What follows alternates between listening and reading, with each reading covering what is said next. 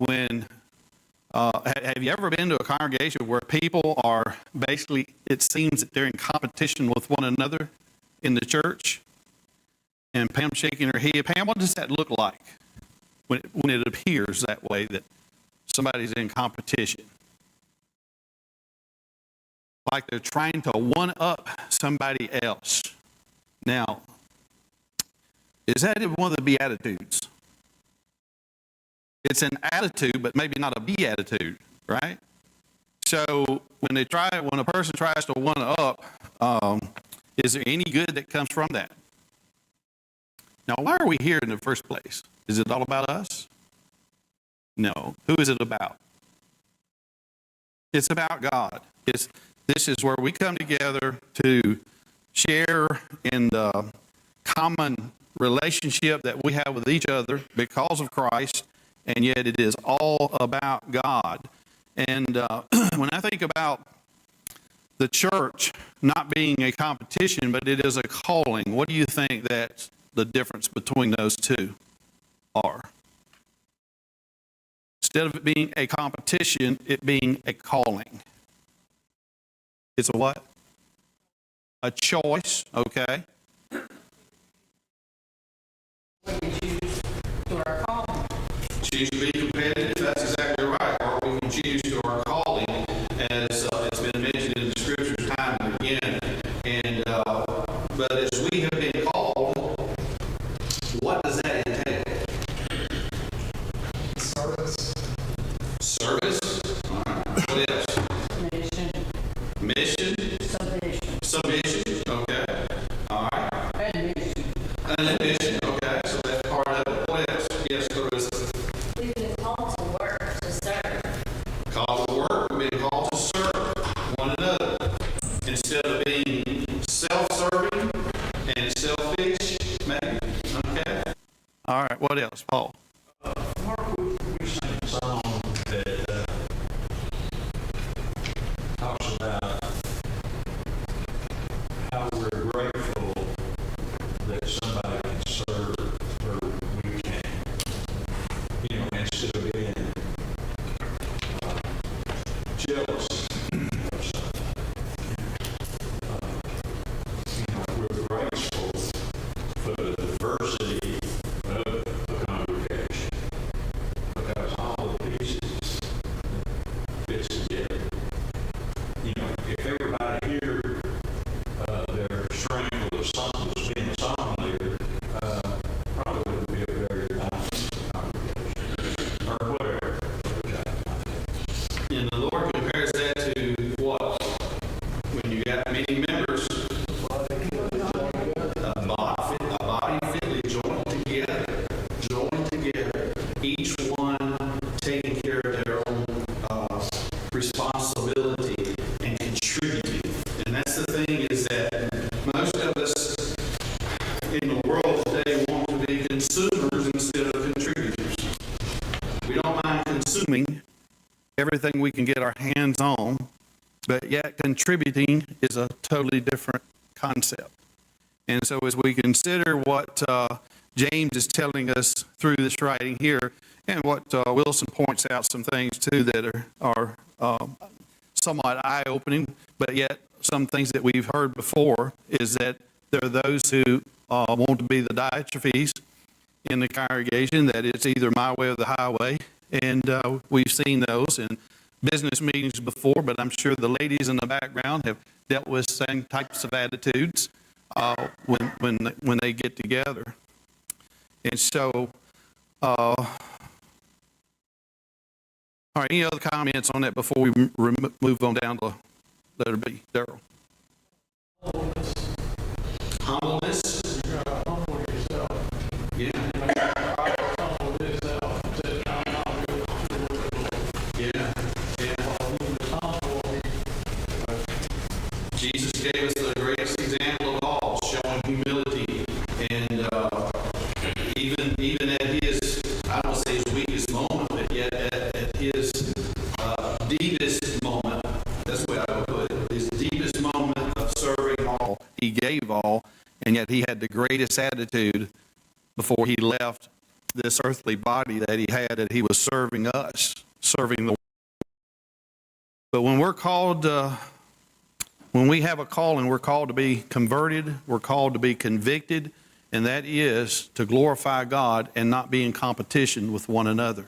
I'm grateful that Alan can sing all the songs that he does, and Frank can do all that he does, and Perry can do the preaching, and others can do what their strengths are. That's an amazing thing, and that makes the work so much as the Bible teaches it, you know, because as we read last Lord's Day, that it shouldn't be those of Paul or Apollos or of Cephas, but we all are to be of Christ.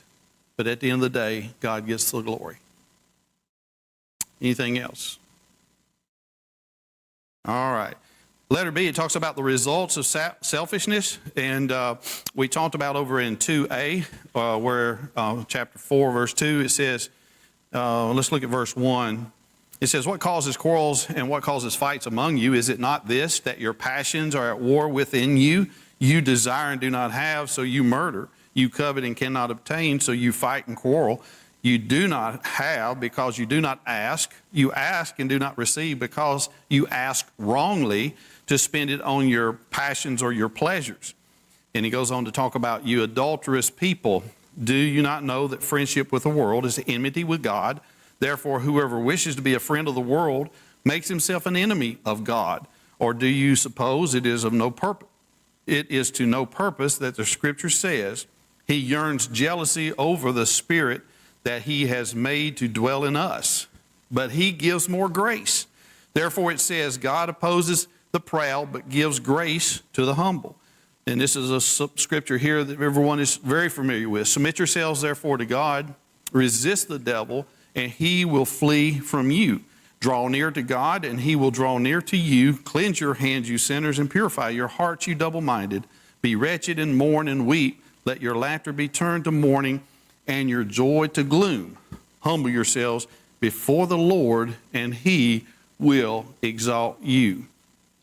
So, when it comes down to the idea of the results of this murder or this selfishness, the word murder comes out, and we talked about that word murder Sunday, Hugh, and what was the final result of that idea, as James mentions murder here. You desire, do not have, so you murder.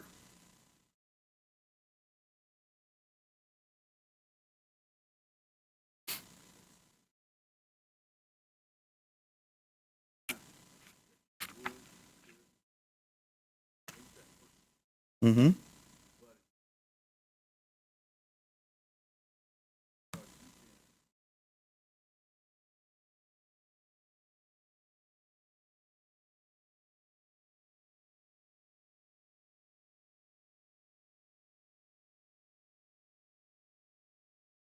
And where does the Lord say it all starts?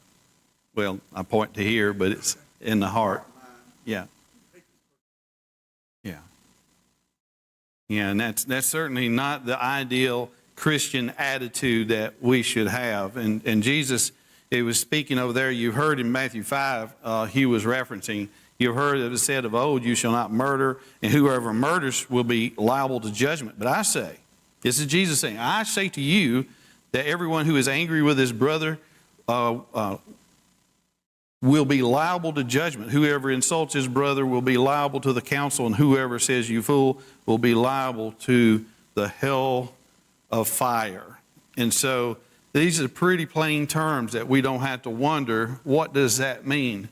He says, get your heart right before you can fix anybody else's problems. And these teachers that were being called out was basically the ones that were building themselves up to be, because they were seeing what the apostles were able to do, and yet they were being influenced. But yet they were influenced in the wrong way from the nations that were around them, some of the influences that they'd picked up with all the idolatry and the things of that nature that was going on in the world around them. But they weren't adhering to the true Christian life or the lifestyle that they should be submitting themselves to. Any comments on that? Clarissa. You are way back there, lady.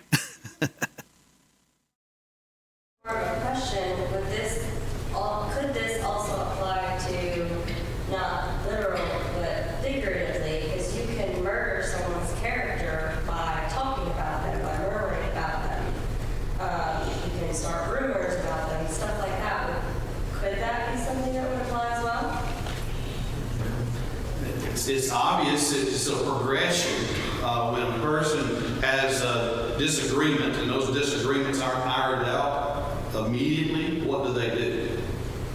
You turn that pot up a little bit, that stove burner, you warm it up and you put it on boil. It don't instantaneously go to boil. It simmers and then it heats up and all of a sudden you got a full-blown boil. And that's the way sometimes we do with our attitudes. But yet that, I'm kind of like Wilson in his thinking that this term murder is more of a figurative line of speech in lieu of a literal, as he talks about some other ideas that we'll go through a little bit later. But it all starts with our attitude and not being humble and not having the characteristics that we talked about last Lord's Day when we were comparing to the Sermon on the Mount and the Beatitudes with the book of James. And that tells us how a Christian should handle these situations in their lives. And remember, the book is talking about living the life of practical Christianity and what that looks like from the eyes of our Lord.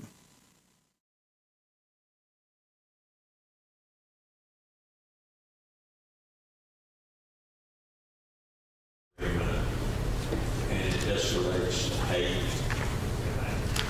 Yeah.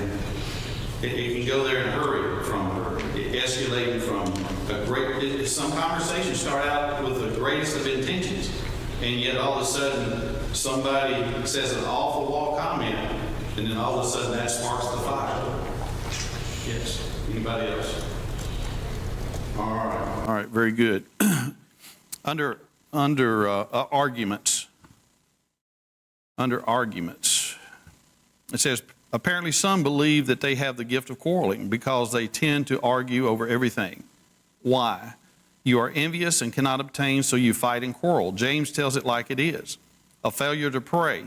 Christians who are quarreling are not Christians who are praying, and at least for each other. And it's hard to be contentious and argumentative and be the person of prayer at the same time. So what is the result? You do not have peace because you do not ask. How hard is it to be a quarreling, fighting person and live in peace at the same time? Alan, do those mix? Generally not, do they? Yeah, they really don't. And so think about this. What would that prayer sound like if you were having bitterness of heart, if you were having envy towards others, if you were at odds with your brothers or sisters? Now, I understand siblings fighting when they're young. Some fight when they get old. But what about Christians? Brother or sister so-and-so, that's what the prayer would say. Yeah, let my will be done and not theirs, and certainly not thine. But you know I'm right in this situation. That word envy is a desire to have a quality or possession or other desirable attributes belonging to others. Envy. Wow. Lord, get this guy to come around my way. Have this guy come around. Yeah, it's kind of hard to be humble, that kind of comment, isn't it? Yeah, absolutely.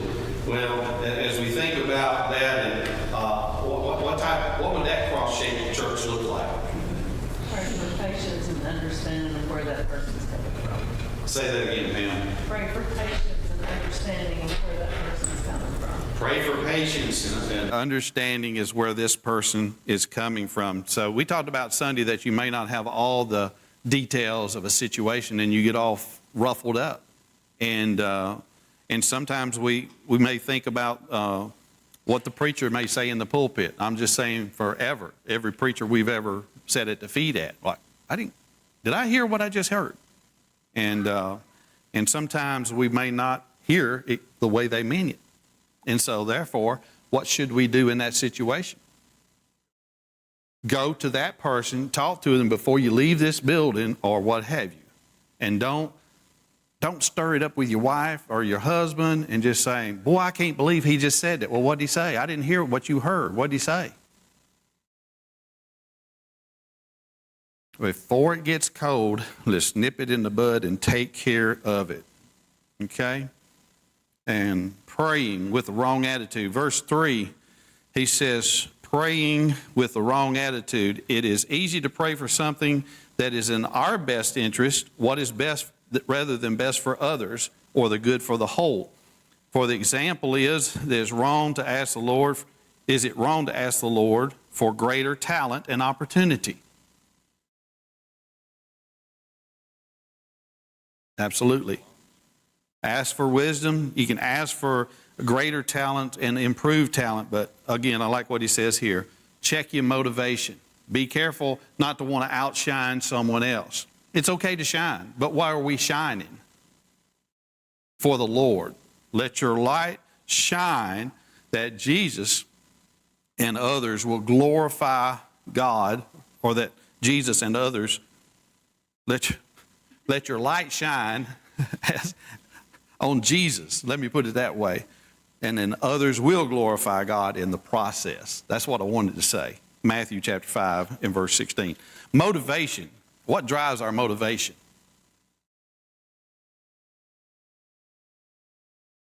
Our hearts and our desires. Okay? All right. So if your heart's right, what's your motive going to be? Should they look alike? If your heart's right, your motive should be parallel with that. If your heart's wrong, what's that motive going to look like? It's going to be like chaos. Exactly. It's hard to shine that light as the Lord would want us to, and when our attitude is like that. Next page, page 56. God does know our motives, no doubt, and we've got to work on glorify Him at all costs. Glorify Him first. Worldliness. And he goes on to talk about this worldliness.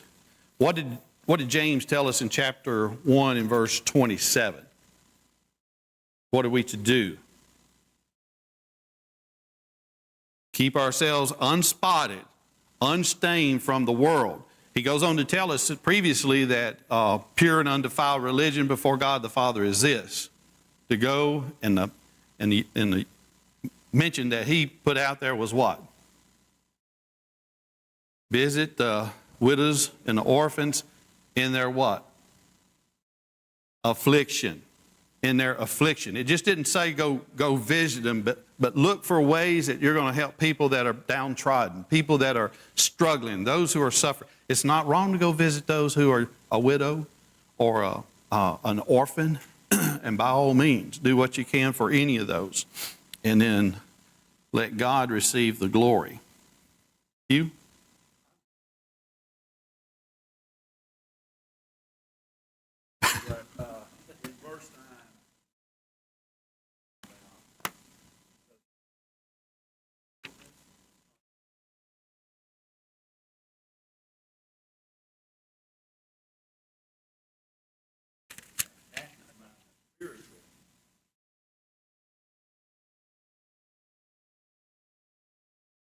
Yeah.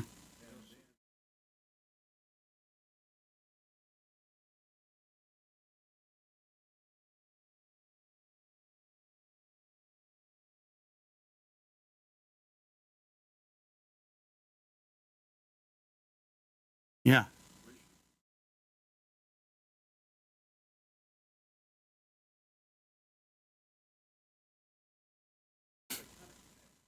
Well,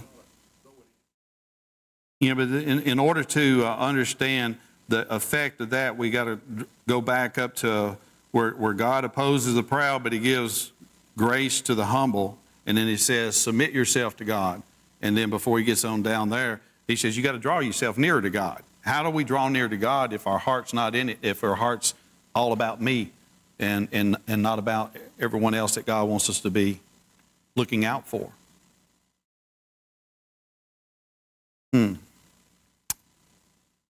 Israel had a problem. We talked about Ezekiel. I don't know if any of you took the chance to read Ezekiel 16, but the Lord was very jealous of what they were doing, and He compared Israel to basically worse than a prostitute, He says. And some of the language that's in that, it was just mind-boggling to me to completely understand it, because they're both wrong, whether it's one that's paid or not paid.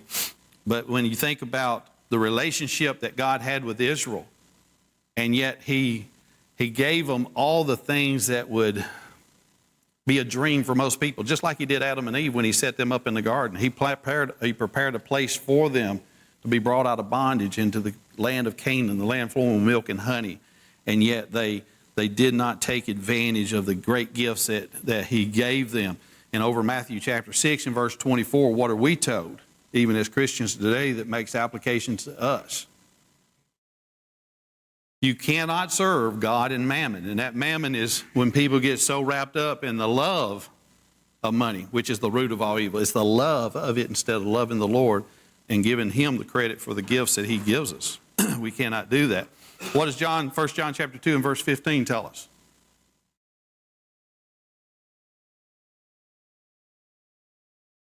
Yeah. Do not love the world or the things that in the world. If anyone does love the world and the things in the world, the love of the Father is not in him. And yet, that's something we need to pay close attention to. Romans chapter 12, verse 2, it tells us to do what with our mind?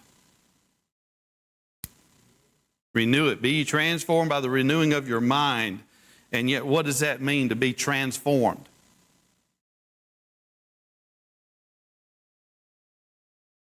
Make a change, Frank.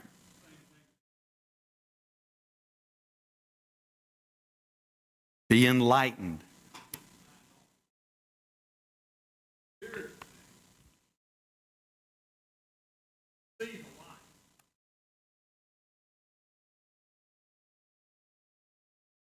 You know, these brethren here are, it's not like they're dealing. I think maybe Jared might have brought this up Sunday. I may be wrong. If it wasn't Jared, it's somebody here. The idea of that you're dealing with brethren, you're dealing with the church family here, and we're commissioned to be at peace with all men, but especially those of whom? The household of God. Absolutely. And so when we're pressed on non-doctrinal issues, I wrote the word down, pause. When we're pressed on non-doctrinal issues, I wrote down, pray. When we're pressed on non-doctrinal issues, I put down, promote peace. And when we're pressed on non-doctrinal issues, learn how to respect and love more. And of all things, be kind to one another. Now, is that going to work just like that all the time? Ooh, no. In a perfect world, Janine, I was talking about this earlier. They put me on some medication. I was a bulldog. I didn't even know what kind of bulldog I was. Wasn't trying to be one, but it messed this thing up. And it will. You. If you keep doing that, if you keep on keeping on doing that, that's going near to God and He'll draw near to you in verse 7. So, Do you want us to keep on going? We're going to get down there to keep verse 7. it's just the two mixing, the verses mix with each other. It's a They beautiful complement each other. Yeah, he used that word compliment. That's exactly right. They do compliment. And it's hard to walk away from that when it's all over it and it's ingrained in it. Absolutely. All right. Anything else? All right, so attitude is definitely the key, but the word that comes out is humility in verse 6. What does verse 6 say? Someone read that.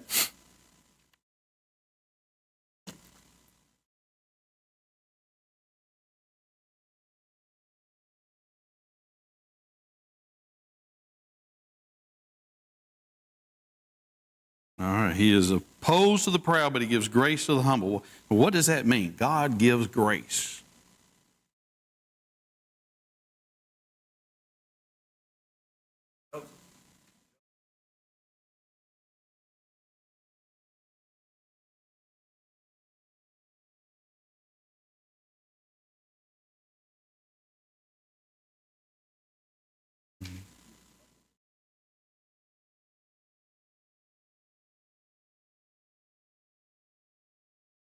Things worked out for Joseph. Paul, you got another slant on that. I would say as a teenager or early in his life, he wasn't very humble. Was he confident or cocky? a bit cocky. I'm not sure as cocky as he didn't think what he was saying. Yeah. I mean, he was exuberant. He says, I had this dream. I want to tell you about it. He didn't realize the implications that it would have on his brothers. He just was proud of his dream. Well, It's like what to do with these kids. yeah, his mom, you know, mom and dad in the same dream picture, you know. Regardless, it didn't go over very well. No. And even with all of our best intentions as we communicate with one another, we can still get crosswise, you know, even with our best intentions.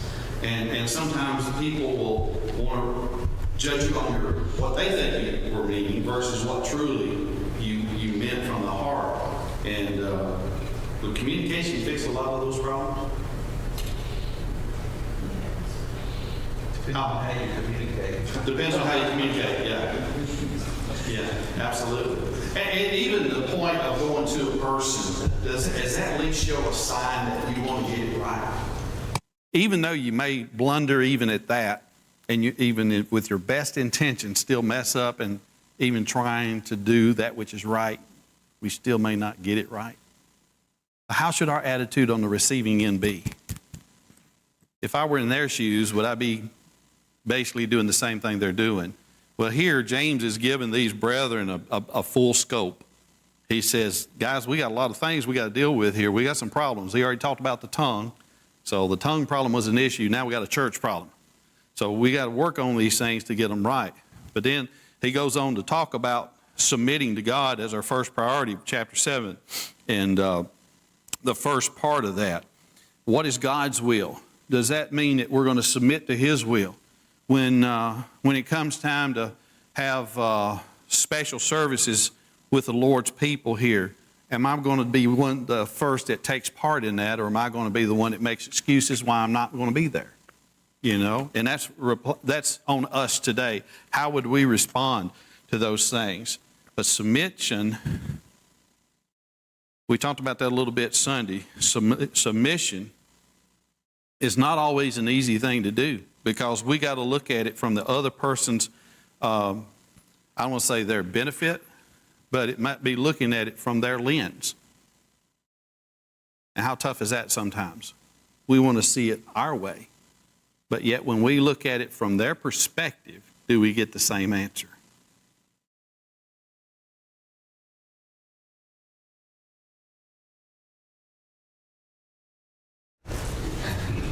It is definitely hard to do when you think you're always right, for certain. Let's look at over in the book of Colossians chapter 3. Someone read verses 12 and through 14.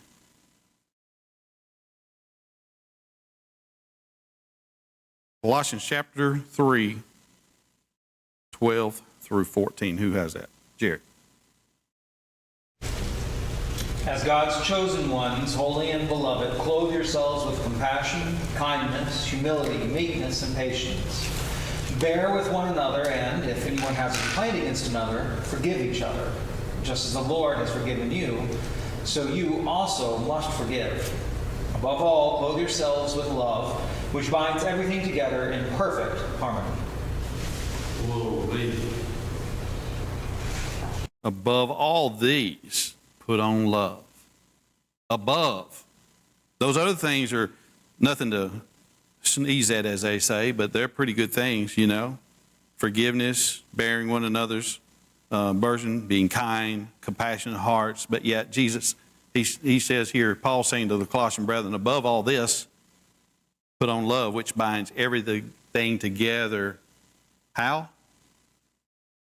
Perfect harmony. Where's that church at? We all long to be like that, which Paul is talking to these brethren here. But it's a work in progress. It's something that we have to keep in check all the time. On page number 57, we find where Wilson writes, remember this, when Christians quarrel, who wins? The devil. You think he's got his little whiteboard, he's checking the boxes every time he gets a win? And yet when somebody resists him, or when someone does not submit to him, what does he do? He don't check that box in, he goes somewhere else. Absolutely. That talks about the next item there. Resist the devil. And God is not the author of confusion and of quarrels, but Satan is. But look at this. If Satan can get the local church to turn inward to quarrels and conflicts instead of outward, converting and strengthening, he is pleased. Think about that idea. If Satan gets people to turn on each other, what's that like for him? It's like paradise. Instead, we ought to be reaching outward. Remember the cross-shaped church? Reach out. And what does that do to Satan? He flees. Absolutely. All right. Let's talk about drawing near to God. Tell me about drawing near to God. How do we do that in today's world? Is it any different than it was in the days of Joseph?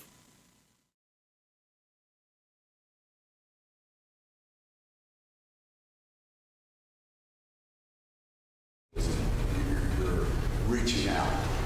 Drawing near to God is reaching out to brothers or sisters or alien sinners that we need to bring in. All right. What else can draw? Other ideas behind drawing us near to God? Prayer, meditation, Bible reading, study, association with people that are stronger than we are. Well, we should have a whiteboard. Prayer, meditation. What else does that help? Bible reading and study. Bible reading and study. Get that, guys. It's more than just Bible reading, it's study. And when we study, what do we do? Are we just reading? What are we doing, Ruth? Digging down in there. Digging deep.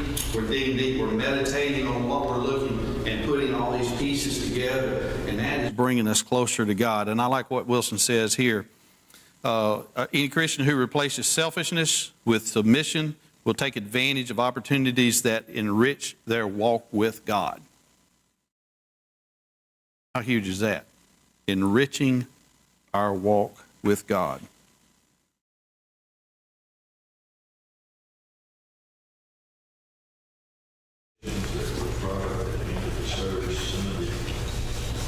And what was it? To be joined with others in worship.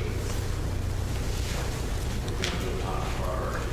So, Say that again, Paul. I just read it. All right, read it out loud. Opportunity to be joined with others in worship will become a top priority. So, read Scripture. Trying to follow Scripture. That gets to the top of the list and what's on our priority bucket. Absolutely. All right. Any other comments on where we are to this point? All right. A couple of questions I want to get to, hopefully here in just a minute. He goes on talking about cleanse your hands and purify your hearts. And he talks about weep over conflicts. And as Hugh mentioned, he said this should make us miserable enough that we're sad and not going around miserable because we're Christians, but be miserable that there's a problem in the Lord's house. And yet understand that this conflict is something that needs to be worked through. He goes on to say, let your laughter, and we find that Wilson put in this in parentheses, arrogance be turned into mourning, your joy to gloom. Although church trouble is sometimes unavoidable, so far as it depends upon you, be at peace with all men. We talked about that just a moment ago. And yet we have the choice, Sherilyn, to be the person that not only teaches positive change, but we live positive change. How do we do that? Not being so stubborn, not being so selfish.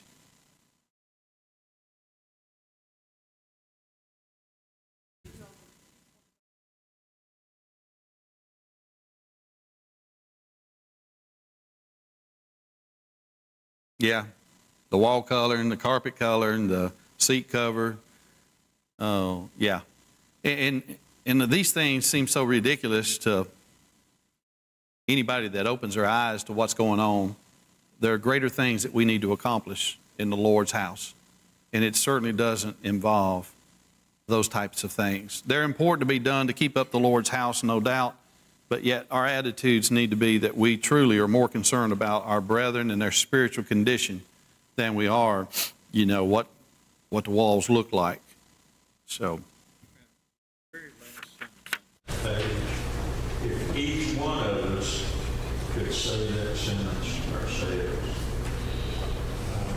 and which sentence are you referring to, Paul? On page 57. I read In it out. other words, don't be the cause of the quarrel. If we determine, each one of us, that we're not going to be the cause, then there won't be. We got to first have want to, right?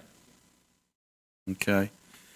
All right. So let's look at a couple of these questions on page 58. We've talked about humility and how that's very important, that we let our light shine around others and yet doing it with the right attitude.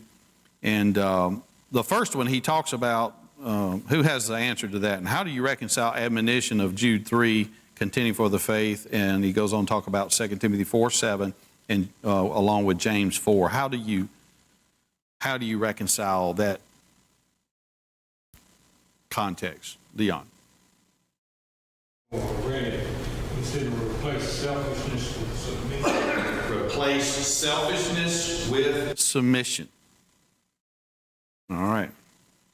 Anything else? Anybody else have any?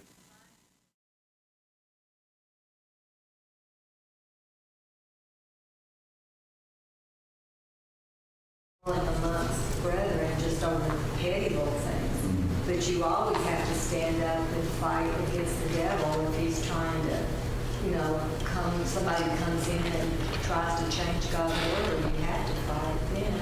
Absolutely. Yeah. And the fighting a good fight, that was a spiritual warfare. And as we think about what James is getting to again, who's he addressing? What was their attitudes? What were they trying to accomplish for themselves? As we consider these questions, will go a long way. Anything else on that?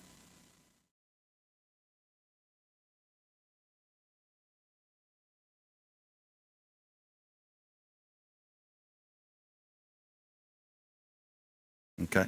Say that again so Clarissa can hear it. That was really good. Alan? Who am I fighting? What is my objective? How am I contending? And what weapons am I using? Very good. Very good. All right. Let's look at number 6. We've got just a few minutes. What is meant by the statement in verse 6a, but he gives a greater grace? And what did Jesus say about that in Matthew 5 and 7 and chapter 7 and verse 2? Who's got that one?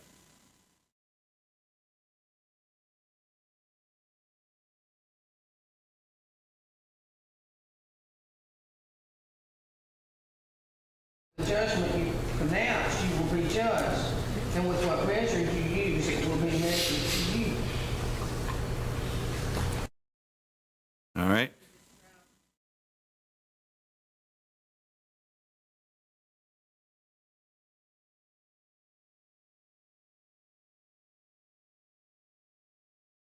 Yeah. So do we have an unlimited amount of grace that we can extend to someone? But what grace we do give, what is God's ability beyond that? Ours is finite. God's grace and mercy is what?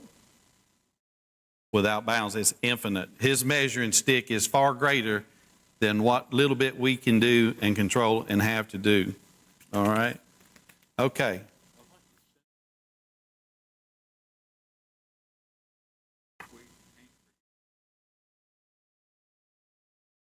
Absolutely. Absolutely. If we can't forgive our neighbors or our brothers, how can we expect God to forgive us? Number 8, as you read over these 10 verses, what one statement impacts you the most? Leon. And what does that impact you the most? You can do it. I heard that before. You can do it. Absolutely. All right. What else? Alan, you got one?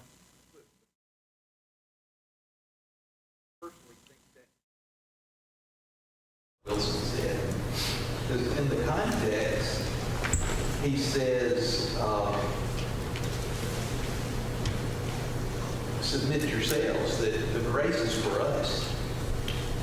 He has initial saving grace for us that has nothing to do with what we've done. But when we respond to that grace, then he has more. Submit yourselves therefore to God. If you resist the devil will flee from you. More grace. If you draw near to God, he will draw near to you. More grace. God gives more grace. That's our assurance that we can do whatever he asks us. Add verse 10 to that one too, Alan. With that same process. Humble yourselves before the Lord, and he will exalt you. So we sometimes think we need to limit God based upon what our expectations are, but with God there is no limit. It's up to us as to how far he will bless us and the rewards we receive based upon our characteristics and attitude. Are they more like Jesus or are they more like Satan? Thank you, everyone, for your participation. Let's look at the next lesson for Sunday. Lesson number 10, the problem of playing God. Read James 4:11 through 17. Thank you all.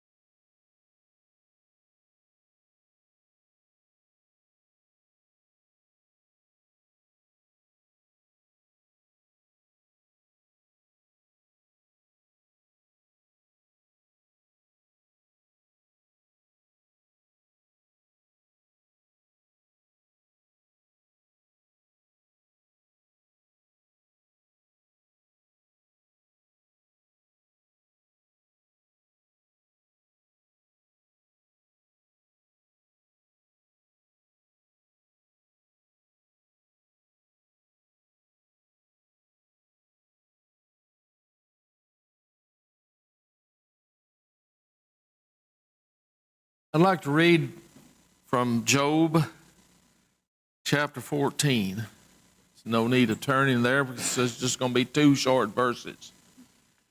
This is just a little part of a conversation that Job was having with his friend Zophar. It said, man, born of woman, is a few days and full of trouble. He springs up like a flower and withers away. Like a fleeting shadow, he does not endure.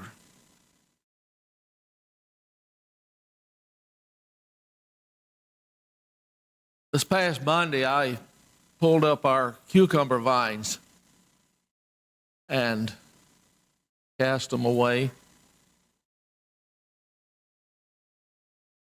And I want to tell you, I've enjoyed those cucumber vines all summer long. I planted them, I think it was April the 5th.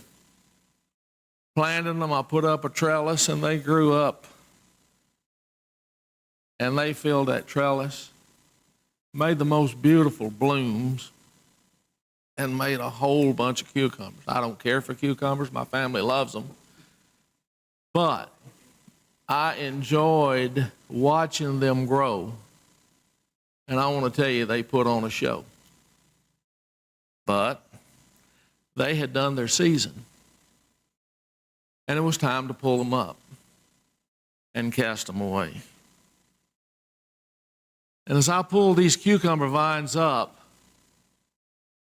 I got to thinking about, as I do sometimes, I got to thinking about the brevity of life, how quickly things pass.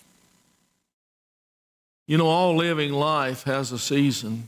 I don't care if it's the biggest redwood tree or the most tender and smallest spring flower, has a season. And one day that season will pass. We have a season. We all have a season. I thought about Solomon when he wrote in Ecclesiastes chapter 3, he talked about the times and the seasons for everything under the sun. And then it brought me to thinking about Job and this conversation that he had with Zophar.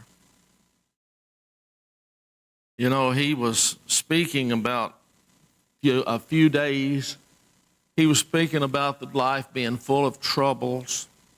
And he was likening it to a passing shadow or a withering flower. And that's kind of the way we go.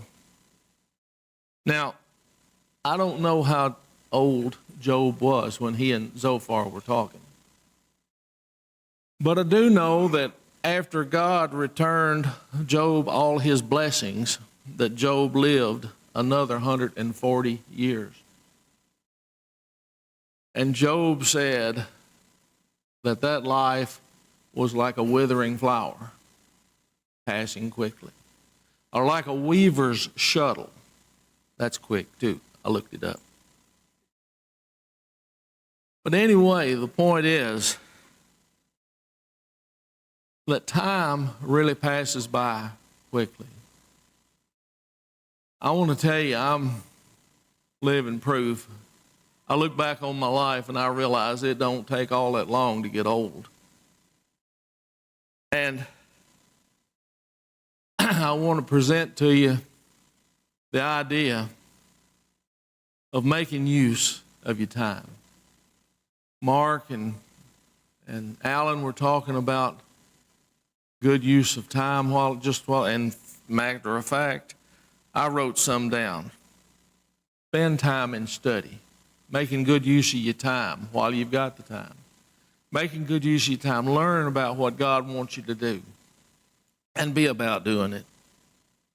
Spend time in prayer, talking to God. Spend time praising God, letting God know what you think about Him, and letting everybody around you know what you think about Him. Spend time talking to everybody you see, everybody that'll listen. Talk to them about God.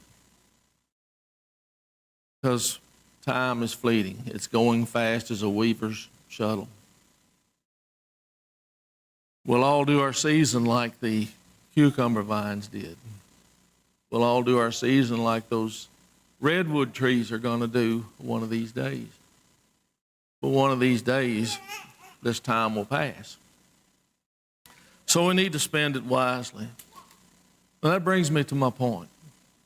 While it's still time, if you're not a Christian, take the time to be a Christian.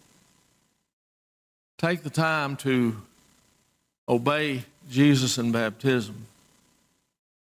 You know, the Apostle Peter, he was talking to those members of that Sanhedrin, and he told them, he said, there's no other name given under heaven whereby men are being saved. That's the one you need to call on tonight. If we can assist you, we'd ask you to come while we stand and sing the song.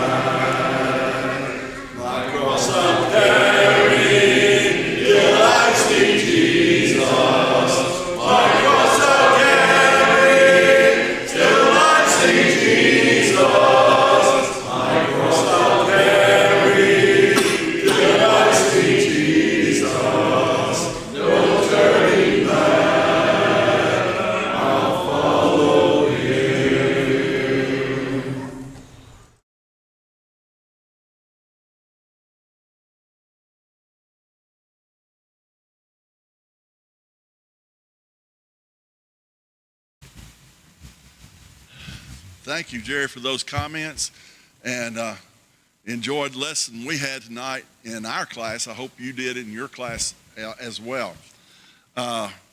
Christopher Edson, he's his father. It's Luther Edson.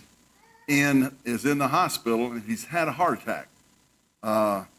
And Christopher wants us to keep him in our prayers, and keep the family that in our prayers. So that request has been made, and we'll ask Darrell, would you word a prayer for that?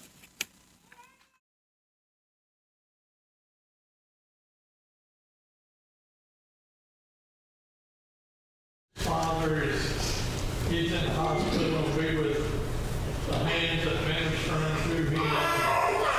Help him to he get well. Help him see the Lord. Dear Father, be with all the ones that are in the hospital and help them and just give them strength, Father, and help them so they can be back with us. Dear Father, be with this church and bless it.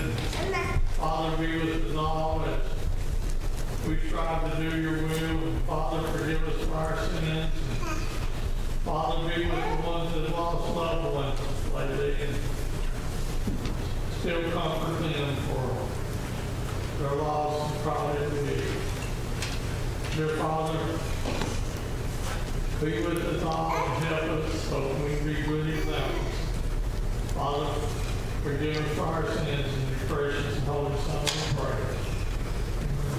Amen. Hey,